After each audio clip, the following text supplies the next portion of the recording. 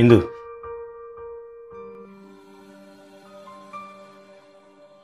ఇదేంటండి? శాలరీ. అదేంటి కొత్తగా? ఎప్పుడు అత్తయ్యకే కదా ఇస్తారు. ఇక నుంచి నీకే ఇవ్వాలి. ఇదివరకంటే నీకు బాధ్యత గట్రా కొంచెం తెలియదు.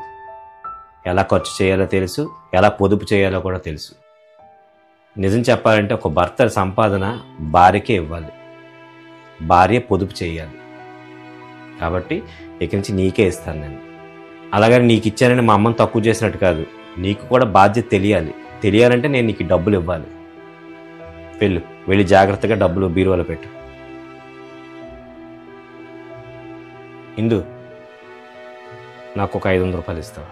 సరేనండి, ఇదిగోండి తీసుకోండి. Thank you. అయినా మీరిచ్చిన డబ్బులు మీరు తీసుకోవడానికి నన్ను అడగడం ఎందుకండి? అడగాలి. నీకు ఒక బాధ్యత చెప్పానంటే నువ్వు అడగాలి, ఈ డబ్బులు ఎందుకు ఖర్చు పెడుతున్నారని. నేను ఎందుకు ఖర్చు పెడుతున్నానో నీకు చెప్పాలి. నేను అడిగిన తర్వాత నువ్వు కారణం తెలుసుకొని నాకు ఇవ్వాలి. అయితే రేషన్ తెచ్చుకోవచ్చా? నువ్వు ఏది కొన్నా పర్లేదు, కానీ ఏది కొన్నావో అది పుస్తకంలో వివరంగా రాయి. డబ్బులు ఇచ్చిన నాకు తెలుస్తుంది, ఖర్చు పెట్టి నీకు తెలుస్తుంది.